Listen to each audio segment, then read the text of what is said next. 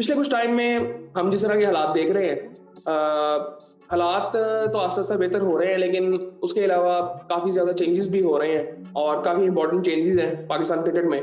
PSL दोबारा शुरू हो रहा है कल से। आईपीएल की बात करें, वो भी कुछ दिनों में शुरू हो जाएगा।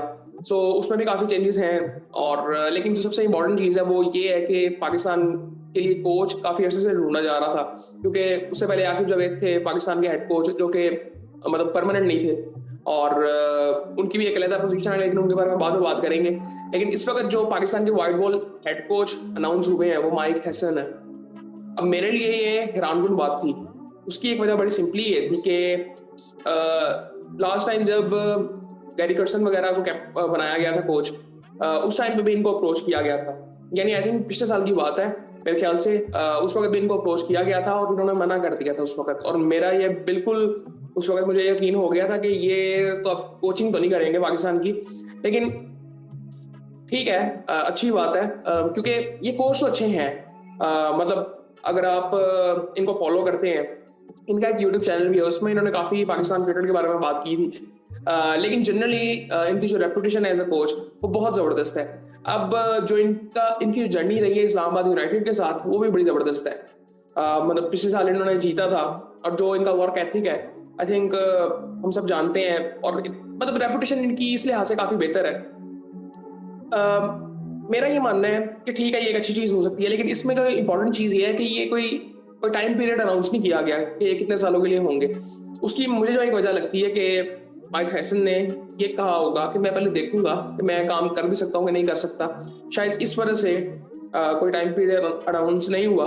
और मेरे ख्याल से पाकिस्तान क्रिकेट के लिए अगर ये 2-3 साल रहते हैं तो बड़ी अच्छी बात है।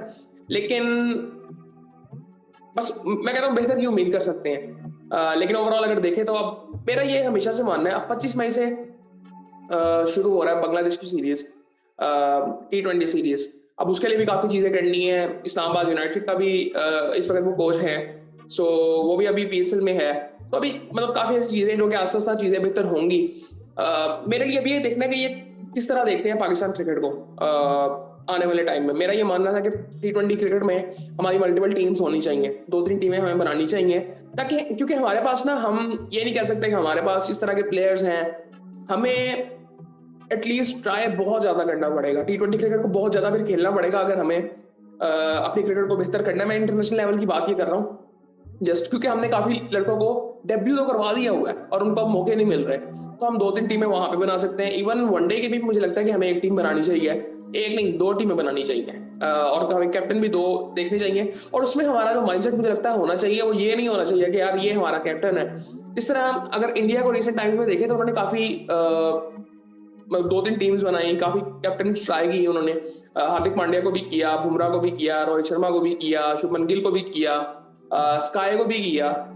सो ये आई थिंक ये चीज़ें, ये अप्रोच मुझे ठीक लगती है पाकिस्तान क्रिकेट के लिए। इस वक्त वो इसलिए क्योंकि बहुत से ऐसे अगर आप प्लेयर्स देखें ना, जो कि पिछले कुछ टाइम में पाकिस्तान से खेल चुके हैं, वो 2-3 टीमें आराम से बनेंगी पाकिस्तान से।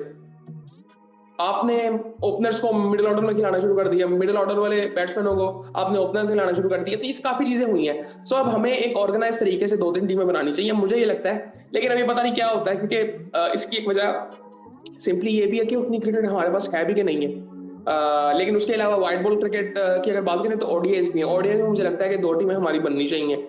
सो टेस्ट की भी अगर बात करें तो टेस्ट में भी अभी काफ़ी बातें मतलब सुनने में आ रही हैं कि उसके भी मतलब रेड बॉल के हेड कोच कौन हो सकते हैं। मिसबा का नाम आ रहा है उसमें,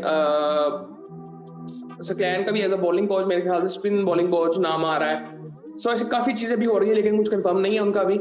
लेकिन माइक हैसन का कंफर्म है, और बस उम्मीद कर रहे हैं कि ये लॉन्ग टर्म के लिए अब रहे, ताकि कुछ स्टेबिलिटी आ सके क्रिकेट में। काफ़ी ऐसी चीज़ें हमारे मुल्क में हो रही हैं जो कि अब लग रहा है कि बेहतरी की तरफ जा रही हैं। क्रिकेट जनरली पिछले कुछ टाइम से, काफ़ी अरसे से, कुछ टाइम से नहीं, काफ़ी अरसे से हमने अच्छी क्रिकेट नहीं खेली।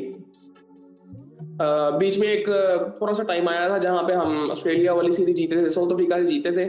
लेकिन उसके अलावा मतलब कोई ऐसी कन्विंसिंग परफॉर्मेंसेज नहीं रही हमारी पिछले 2-3 साल से। सो आई थिंक हमें उस लिहाज से भी स्टेबिलिटी की ज़रूरत है, और बस उम्मीद कर रहे हैं कि पाकिस्तान के लिए ये चीज़ बेहतर हो।